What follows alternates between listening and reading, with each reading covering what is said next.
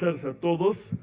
Gracias por acompañarnos en esta reunión de nuestro seminario universitario de la cuestión social, en la que vamos a abordar el siempre presente e importante tema del desarrollo rural, de la sociedad rural y de sus cambios.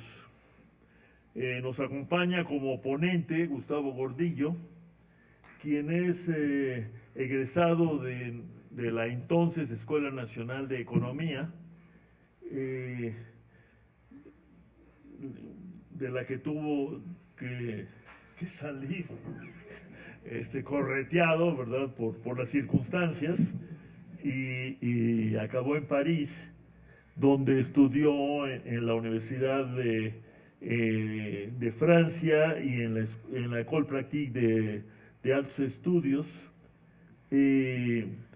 Luego, a su regreso a México, fue, entre otras cosas, fundador de la Unión Nacional de Organizaciones Campesinas Autónomas, UNORCA, y fue funcionario público, subsecretario de Agricultura y de Reforma Agraria, y luego estuvo prestando servicios en la Organización de las Naciones Unidas para la Agricultura y la Alimentación, la FAO, donde fue director de Desarrollo Rural en Roma, Italia, y fue subdirector general y representante regional de la FAO para la América Latina y el Caribe en Santiago de Chile.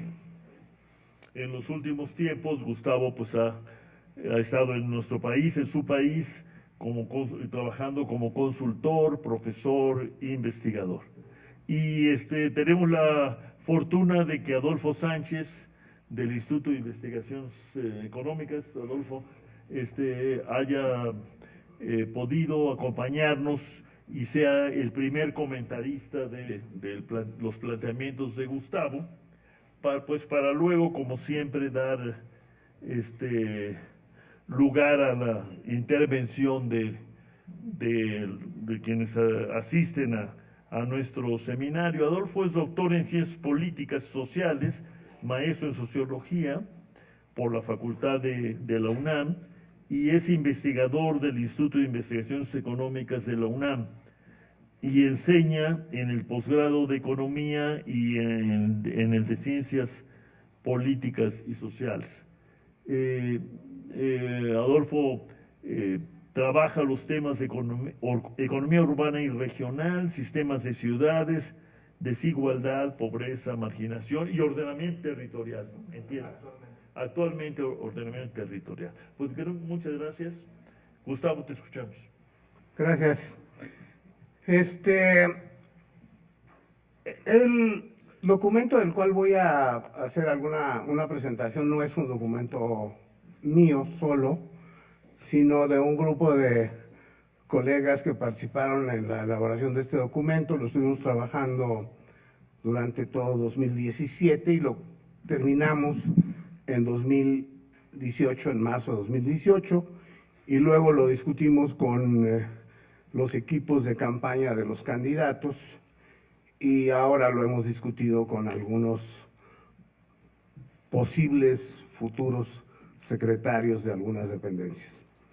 Lo hemos discutido en el Senado, lo hemos discutido en la Cámara de Diputados, lo hemos discutido con organizaciones campesinas, lo hemos discutido en el ámbito académico, pero digamos el documento, si ustedes ven, si pueden ver el nombre de todas las personas que están ahí, pero simplemente los menciono rápidamente: Cristian Appendini, Julia Carabias, Alfonso Cebreros, Max Correa, Isabel Cruz, ahí está, Jaime de la Mora, Enrique del Val, ahí voy a pasar el examen de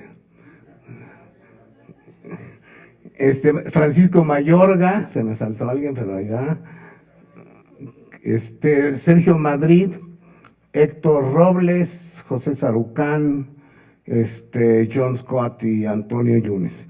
Es decir, es un grupo de personas de la academia, de la política, del activismo campesino, que tienen posiciones, tenían y tienen posiciones muy diferentes en muchos temas. Entonces, digamos, la primera limitante del documento era que es un documento que buscaba obtener acuerdos mínimos entre gente que está en muy distintas posiciones y en muchas y muy distintas disciplinas también. La segunda restricción propiamente del documento es que el documento no lo pensábamos como un documento de análisis sectorial, con datos, con cifras y todo eso, puesto que prácticamente todos los que están aquí han escrito documentos y han basado sus planteamientos en una base de datos muy amplia, sino lo que queríamos hacer es, bueno, dentro de lo que estamos de acuerdo, cuáles pueden ser los elementos centrales para guiar lo que podía ser las políticas públicas hacia adelante. Y ese es el sentido con el cual hicimos. Entonces, hay cosas en las que no nos pusimos de acuerdo y las tratamos de una manera más genérica, y otras que sencillamente no las tratamos porque no nos pusimos de acuerdo. Entonces, esto lo que expresa fundamentalmente pues es el acuerdo, digamos, mínimo, que resultó ser bastante más amplio de lo que suponíamos. Entonces, simplemente para hablar de los patrocinadores, no sé cómo se mueva esto bien, pero bueno. Ah, sí. Este es un documento coordinado por RIMISP, el Centro Latinoamericano para el Desarrollo Rural, y fue posible gracias al financiamiento de la Fundación Ford. Bueno, se autoriza, está en la página de rimisp.org y ahí lo pueden ver en completo. Yo quiero hacer algunos énfasis y por eso voy a tratar solamente algunas cosas. La primera reflexión es, bueno, ¿cuál es la imagen del campo que nos estamos imaginando hacia adelante? Y lo que veíamos eran 5 elementos fundamentales. Uno, de productividad y competitividad. Hay una severa estancamiento en términos de productividad en el conjunto del sector agropecuario. 2, un problema de sostenibilidad ambiental. Las personas que más han trabajado estos temas y que forman parte de este grupo señalaban que a su juicio los 2 grandes problemas ambientales que tienen que ver con el campo eran suelos y agua, y desde luego hay toda una discusión sobre bosques y selvas y otras cosas. Entonces, pero nosotros lo que estábamos buscando era una propuesta que pudiera incorporar la parte productiva y la parte de sostenibilidad ambiental en una propuesta mucho más amplia que simplemente lo sectorial. Y ahorita voy a hablar. Tercer elemento de esa imagen, su inclusión productiva, particularmente mencionando mujeres, jóvenes, indígenas, afromexicanos, como personas que tienen un problema más grave de inclusión en el ámbito rural. 2 temas adicionales: bienestar rural, por todo lo que implica las ausencias en salud, en educación, en empleo, en activos productivos.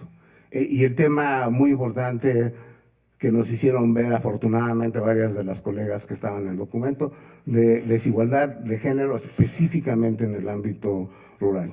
Y el quinto elemento, de Estado de Derecho, por todo lo que significa la violencia en el ámbito rural, que ha crecido enormemente. Digamos, una de las cosas que más me ha sorprendido en las últimas veces que he viajado por distintos lugares de México hace unos meses, digamos, y comparándolo con lo que ocurría cuando hace 30 años estuve trabajando en muchos ámbitos del campo, es no solo la enorme violencia en el ámbito rural, sino un proceso de desintegración social muy severo. Bueno, esa es la imagen que nos proponemos para el campo.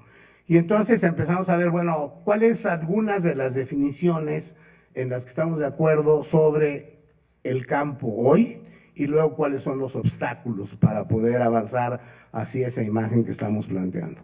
Entonces, primero, ¿qué entendemos por el campo? Y algo que dijimos fundamentalmente es, el campo decisivo para la producción de alimentos no es, empero, solamente el área arable para ser cultivada, es decir, es el territorio que no es urbano.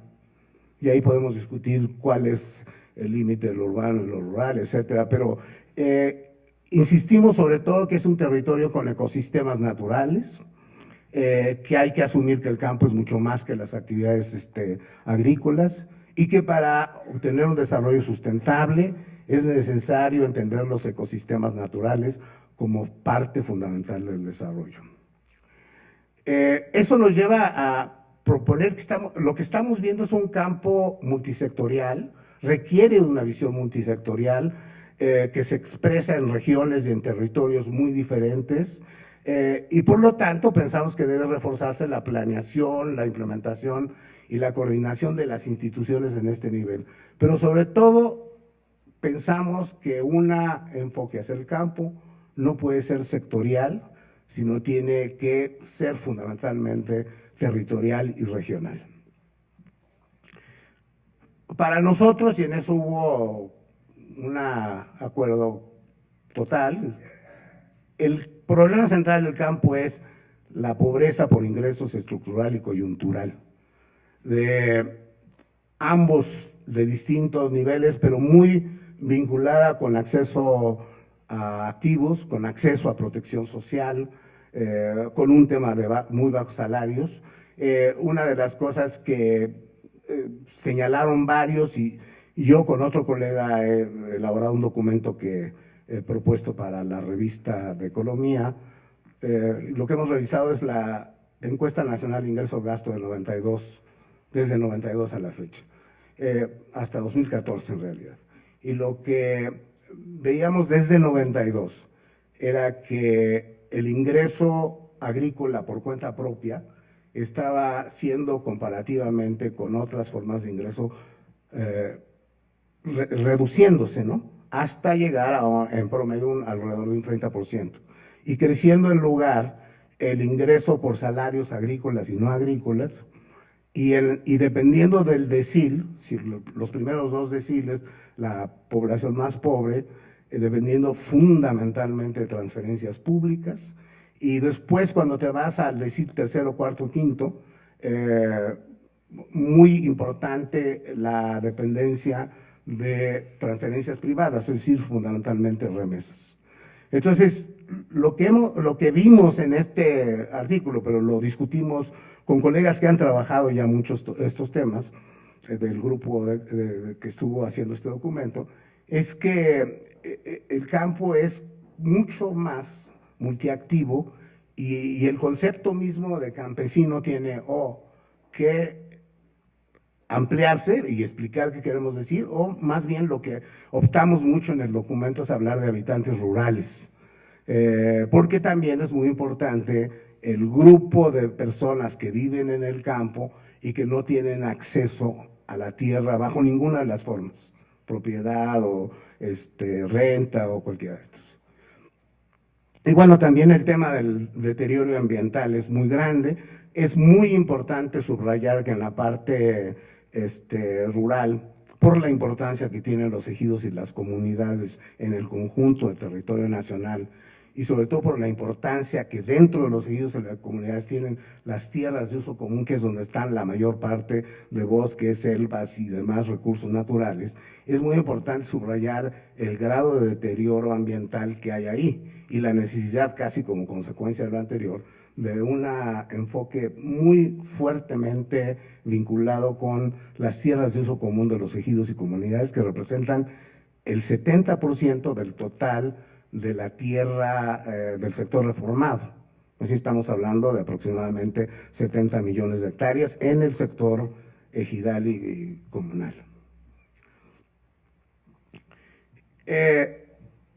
Para todos nos pareció muy importante enfatizar en pequeños productores por la ausencia de políticas que han habido en los últimos 30 años que atiendan específicamente a los pequeños productores, pero que los atiendan no como pobres, sino los atiendan como personas con potencial productivo, es decir, vinculadas, por lo tanto, a políticas no solo de protección social, sino sobre todo de fomento productivo. La tendencia que hemos visto, que es una inercia muy fuerte que viene desde antes de 1982, es la tendencia a suponer que la Secretaría de Agricultura solo va a atender a las personas con potencial productivo, lo cual, eso quiere decir muchas cosas y nada, pero quiere decir esencialmente una, que todos los pequeños productores no son materia de la política pública de la Secretaría de Agricultura, sino deben ser vistos como pobres y atendidos, por lo tanto, por la Secretaría de Desarrollo Social. Y si vemos la composición del gasto público, cómo se ha orientado en todo este periodo, eso está absolutamente claro. Por eso decimos, insistimos en que tiene que haber un énfasis particular en los pequeños productores, y que ese programa de apoyo a los pequeños productores debe tener una serie de componentes, sobre todo de integración, tanto de incentivos para la parte de innovación tecnológica, para la parte productivo, para la comercialización, para la asistencia, cosas que están absolutamente separadas por todos lados. Un colega de REMIS, que ahora es el director regional de la FAO para América Latina, cuando estábamos tratando de llevar adelante un programa, dijeron, es que esto pasa como esta máxima que se le achacan a los chinos, ¿no? Sin saber si es cierto o no, pero aquí el embajador Navarrete nos dirá. Pero según esto es que no hay que darles el pescado a la gente, hay que enseñarles a pescar. Pues el problema es que los programas al campo, decía este colega, le dan el anzuelo a una comunidad, la lancha a otra comunidad, el motor a otra comunidad, las redes a otra comunidad, lo único que existe es la desintegración absoluta y casi una especie de promesa autocumplida, es decir, van a fracasar en ese tipo de pequeños proyectos. No digo, yo no creo que haya tanta maquiavelismo, pero está hechas las cosas como para que no puedan salir adelante los pequeños productores con los programas que hasta el momento conocemos. Por eso insistimos mucho en la integración de esos programas. La política agroalimentaria fue un tema de mucha discusión. Finalmente no nos pusimos de acuerdo en el tema de seguridad o autosuficiencia alimentaria porque había posiciones muy encontradas y finalmente recurrimos pues a lo que está en la Constitución sobre el derecho a la alimentación y lo que está en la Ley de Desarrollo Rural Sustentable en cómo define la seguridad alimentaria, y ese fue un punto de acuerdo entre todos, pero desde luego que lo que sí estamos de acuerdo todos es que tiene que haber una política específica sobre el tema de la alimentación. El punto que más nos llevó a reflexionar más a fondo fue el gasto público al campo. Primero con una serie de observaciones que nos parece que se han dicho, los han dicho académicos, lo han dicho organizaciones campesinas, organizaciones empresariales del campo y prácticamente todas las agencias multilaterales de desarrollo, FAO, FIDA, Banco Mundial, BID, OCDE, todas han insistido en dos cosas, en que tiene que haber presupuestos de más largo plazo para el tema de agricultura multianual, que debe haber una restricción severa a los subsidios al campo que son fuertemente regresivos, y que tiene que pensarse un poco más en bienes públicos en general. Eso particularmente nos pareció muy importante subrayar los bajos niveles de inversión en bienes públicos a lo largo de un periodo extremadamente largo. Prácticamente desde los años 80 no hemos vuelto a tener inversiones sustantivas en irrigación, por ejemplo. Y no estamos pensando en irrigación de gran escala, estamos pensando en irrigación de pequeña escala, el tema de los caminos rurales, el tema de los almacenamientos, así, mucho de esto ha sido absolutamente abandonado, como siguiendo prácticamente la tendencia del conjunto de la política económica en estos años. El BID realizó, el FAO hicimos un estudio de 1985 a 2002 en 18 países de América Latina analizando el gasto público agropecuario, incluyendo la parte de gasto social. Hicimos una comparación de cómo se estaba componiendo. Nos costó mucho trabajo la parte de gasto social porque las clasificaciones, las categorías son muy distintas y por lo tanto no terminamos el estudio sin estar muy seguros que en esa parte particularmente habíamos realmente hecho comparaciones adecuadas con todos los países. Pero lo que resaltó en ese primer estudio era que el país que como porcentaje del gasto público total gastaba más en el sector agropecuario era México. Y el país cuyos resultados en términos de crecimiento del PIB agropecuario y todo eso era el más bajo, era también México. Después el BID tomó una secuencia mayor de 2000, me parece que de 2002 a 2014, se concentró nada más en el gasto al sector agropecuario y forestal como tal, es decir, no puso la parte de forestal, y llegó prácticamente a las mismas conclusiones que habíamos llegado nosotros, pero con una conclusión mucho más importante en términos de política pública. Lo que dijeron es, muestra el estudio del BID que un cambio del 10% del presupuesto agrícola desde bienes privados hacia bienes públicos, manteniendo constante el gasto total, genera un aumento de aproximadamente 5% en el valor agregado per cápita.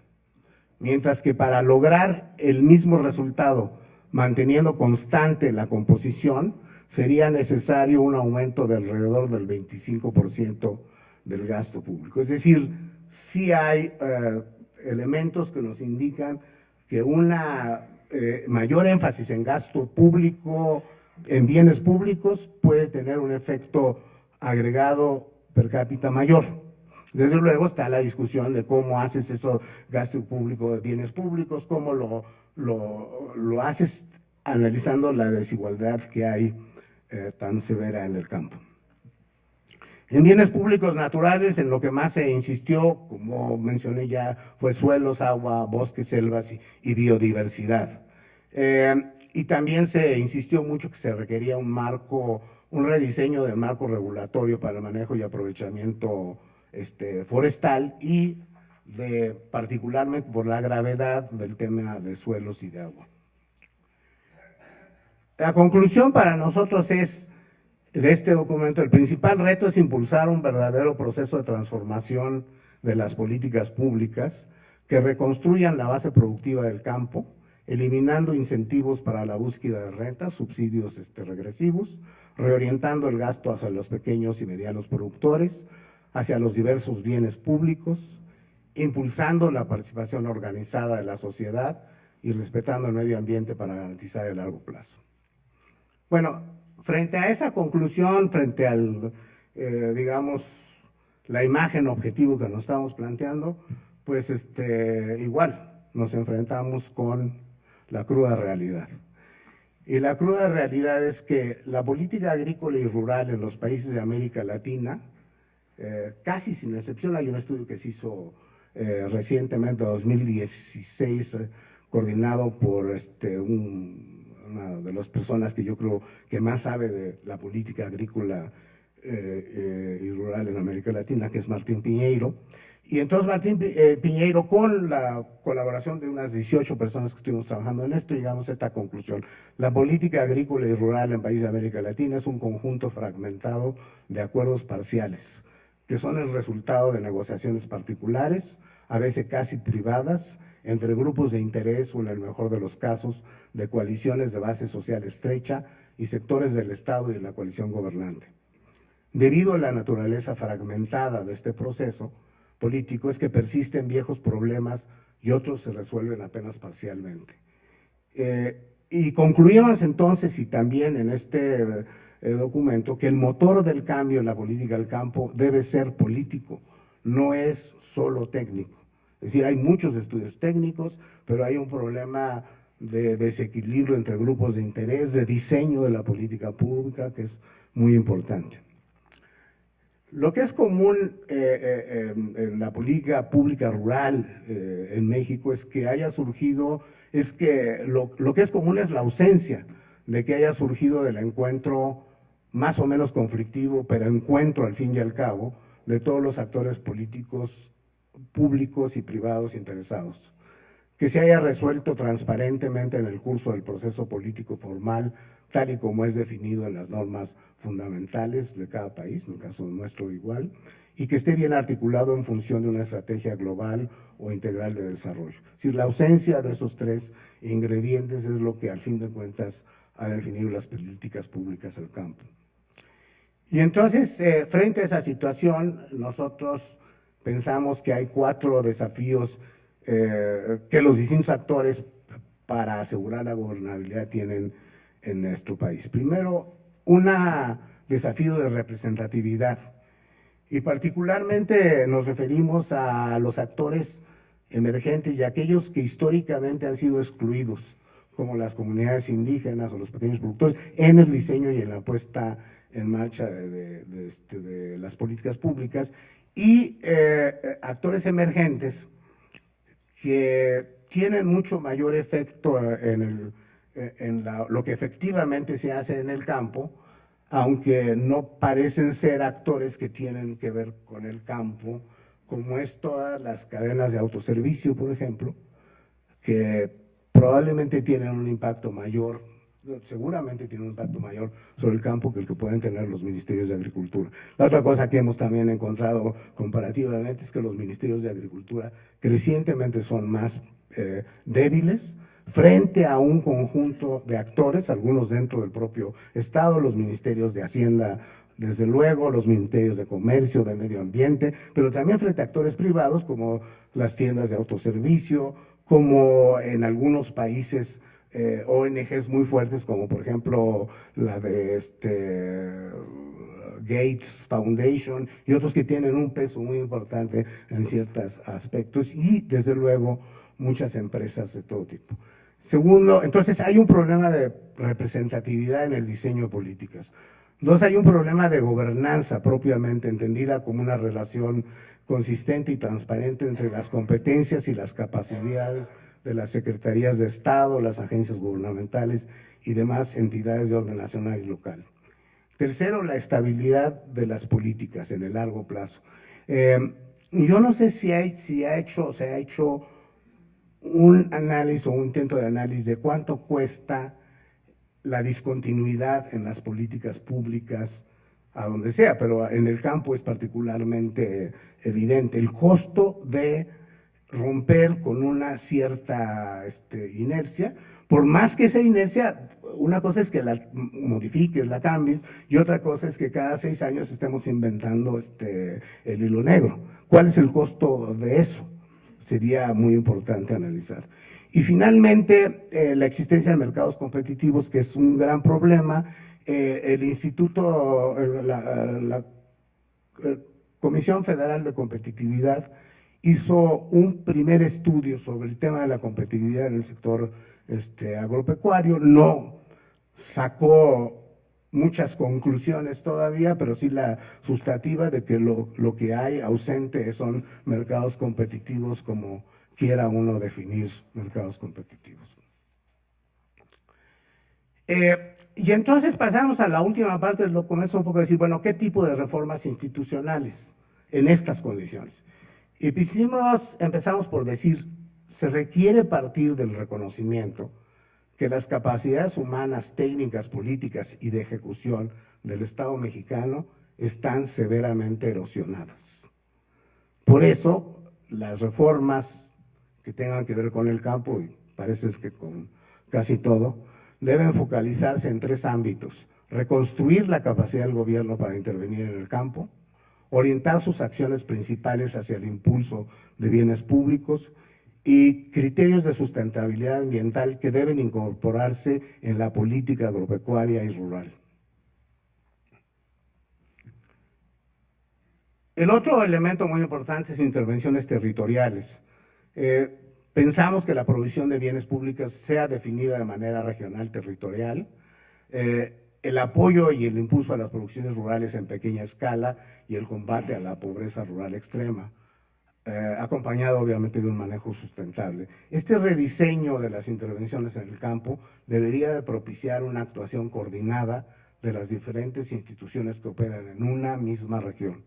Es decir, para nosotros ha sido bastante evidente, como yo creo que para muchos de los que han tenido que ver con las políticas públicas al campo, que cada vez que se plantea una coordinación interinstitucional, casi la conclusión que tenemos en el fondo de nuestra cabeza es que no va a servir para nada, o para muy poco, o para tomar fotos, o para sacar un documento.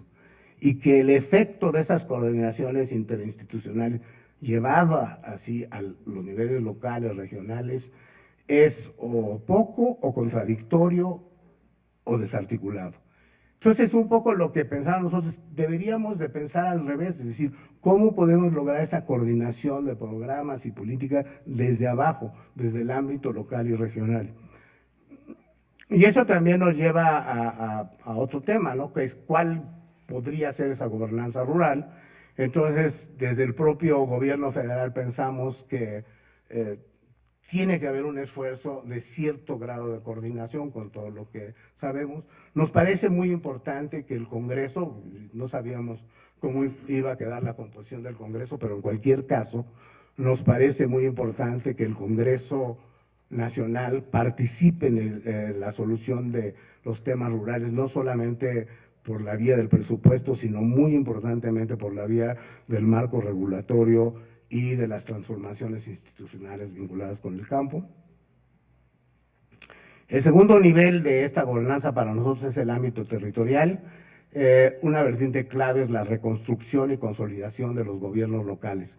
Es decir, tenemos que pensar en el municipio no como la instancia donde no se puede hacer nada, donde los policías están totalmente capturados por el crimen organizado, donde todo, por lo tanto, hay que centralizarlo desde arriba, y más bien pensar seriamente cómo rescatamos el municipio, porque si no rescatamos el municipio, yo no creo solamente que no va a haber política al campo factible, sino creo que no va a haber política factible si no recuperamos el territorio desde los ámbitos locales. Recuerdo aquí, y lo menciono muchas veces aquí en la Escuela de Economía particularmente, porque en los 80s, dos colegas plantearon, uno de Economía y otro de Ciencias Políticas, plantearon en distintos momentos, plantearon la necesidad de pensar en un cuarto nivel de gobierno.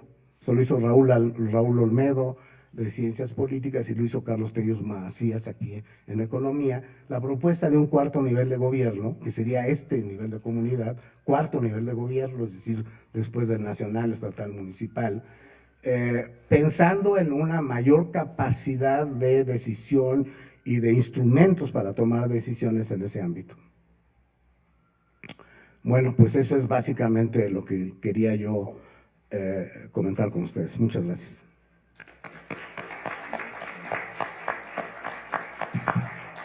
Gracias, Gustavo. Escuchamos ahora a Adolfo Sánchez Almaz. Muchas gracias.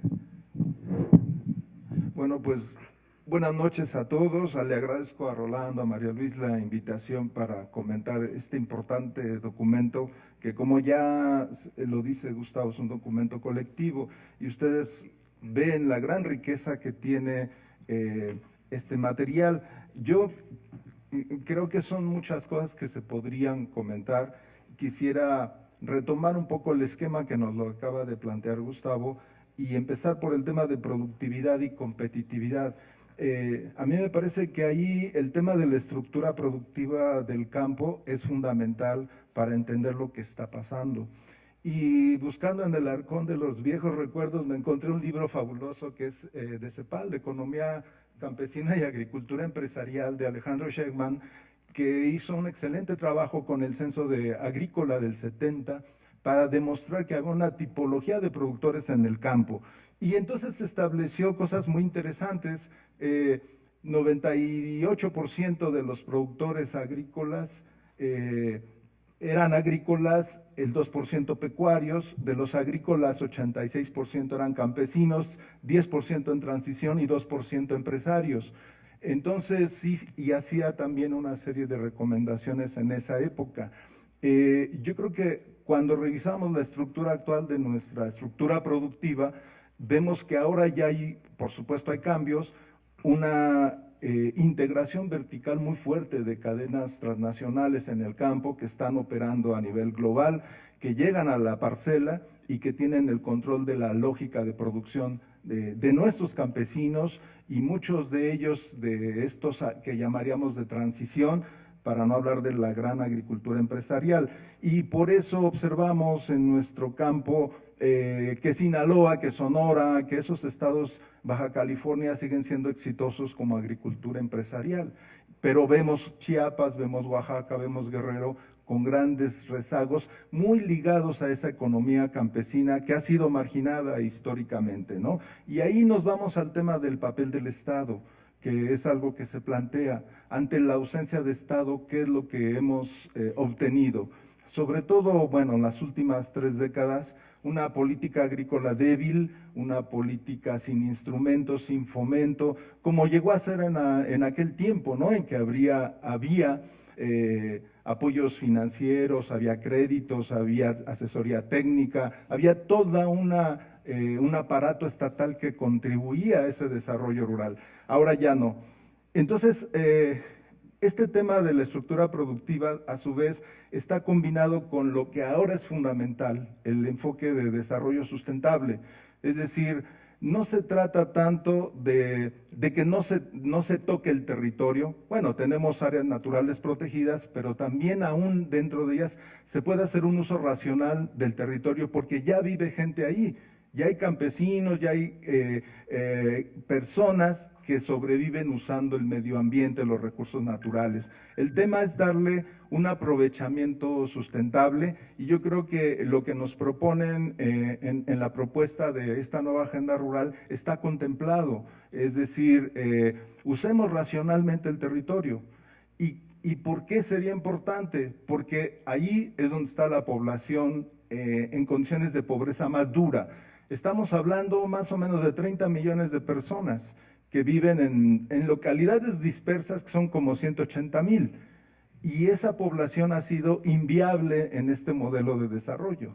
Entonces, me parece fundamental que en la propuesta que hace Gustavo con todos los colegas, se retome justamente este tema y el tema vinculado a la inclusión productiva. También hay muchos estudios que plantean que las mujeres, los niños que viven en zonas rurales, que son indígenas, son los más afectados, ¿no? Los más vulnerables en el país y viven en localidades dispersas.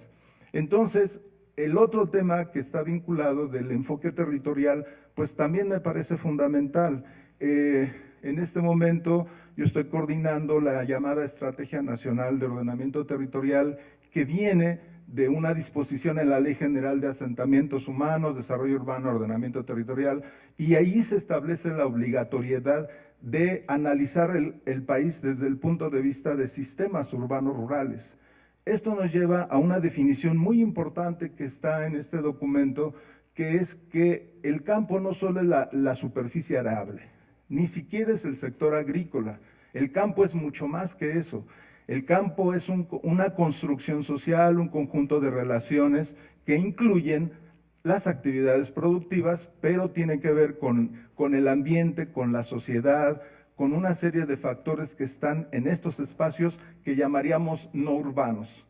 Eso nos lleva a otro tema, que es ¿qué es el campo? ¿Qué es lo rural?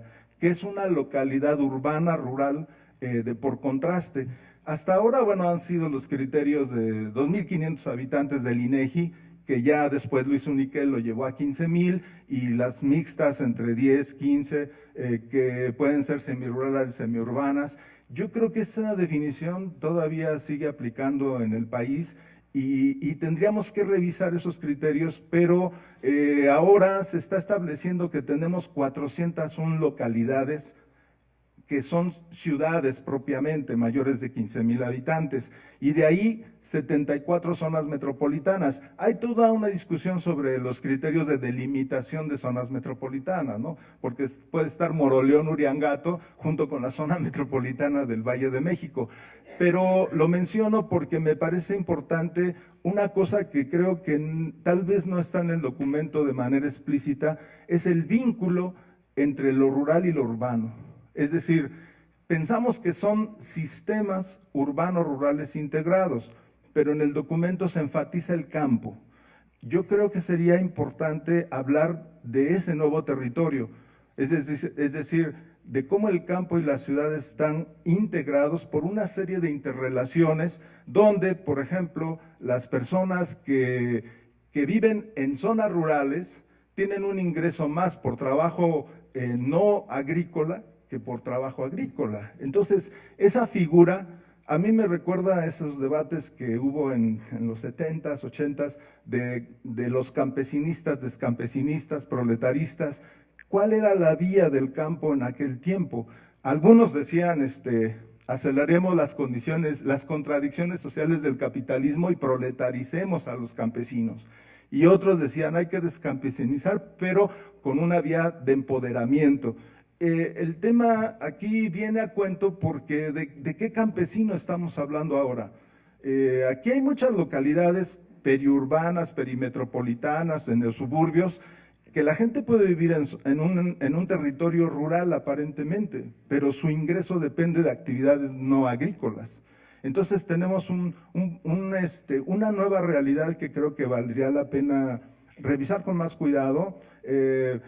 Estaría este tema de vínculo entre lo llamado urbano-rural, pero ya no como una dicotomía. Ya no podemos mantener esa visión. El campo y la ciudad son parte de una sola realidad con una serie de interacciones. Entonces, eso a mí me pareció muy interesante en la propuesta. Y el tema de violencia rural y desintegración. Bueno, ya lo sabemos, ante la ausencia de Estado en muchas regiones, ¿quiénes toman el control? Cuando hay un espacio vacío, tiende a llenarse por alguna fuerza, y esta fuerza ha sido el narcotráfico, las organizaciones criminales que están en esas regiones, muchas de ellas rurales, y mucho vinculado al narcotráfico, a la producción de amapola, de marihuana, y hay regiones que ya sabemos, ¿no? Guerrero, en Sinaloa, depende esa población rural campesina de la producción de amapola o de marihuana. Entonces, ¿qué vamos a hacer ahí? Una parte es esto que viene de la regularización de la producción, en donde el Estado podría cumplir un papel importante, pero hay regiones que, aunque se regularice, van a seguir en manos del crimen organizado. Entonces, eso nos lleva a esta otra propuesta de empoderamiento. Es decir, ¿qué pueden hacer las sociedades rurales para empoderarse? Y ahí un poco el planteamiento es, desde el Estado, ya no pensar en los programas asistenciales. De hecho, hubo un quiebre muy fuerte entre lo que fue PIDER, lo que fue incluso Coplamar, que tenían todavía visiones productivas, después se fue diluyendo hacia Progresa, que ya fue más asistencial, etcétera. Ustedes conocen esa historia, y ahora tendríamos que regresar a un enfoque productivo en zonas rurales, que es algo que también plantean los compañeros. Es importante el fomento productivo en localidades rurales para darle una salida estructural al problema, o sea, no mantenernos en el asistencialismo. Son importantes esos derechos y es papel del Estado, pero sí tenemos que ir a una visión productiva. Entonces, yo veo muchas bondades en el documento. Tal vez solicitar, no sé si exista, supongo que sí, informes o estudios más específicos con estadísticas, con modelos que dan cuenta de las conclusiones del documento, pero en ese sentido a mí me parece una gran aportación, y yo creo que contribuye a esto que debe de ser el nuevo modelo de país que queremos. Y creo que ahí hay muchos vasos comunicantes con otros esfuerzos que se están haciendo. Yo comento rápidamente, en este trabajo de Estrategia Nacional de Ordenamiento Territorial ya estamos trabajando con el equipo de transición, y hay muchos jóvenes muy entusiastas que están muy dispuestos a colaborar. En este momento hay muy buena disposición para la coordinación intersectorial. Justamente hoy en la mañana tuvimos un taller con los que van a ser encargados de la SEDATU, Román Meyer, colegas que van a entrar a la SST, a Zagarpa, a Semarnat, y hay toda la disposición para hacer la coordinación que plantea Gustavo en el territorio. Entonces, pues solo decir que hay que aprovechar el momento para que esto se pueda traducir en otro modelo de país. Creo que el momento que vivimos en México ofrece alternativas, y pues va a depender de que las nuevas autoridades, pero no solo el nuevo gobierno, eso favorecería, pero la sociedad civil que sea la que se empodere, y los campesinos en este sentido que decimos, resultan fundamentales porque es la parte más agraviada de este modelo de desarrollo. Son algunos comentarios que yo quisiera hacer. Gracias, doctor.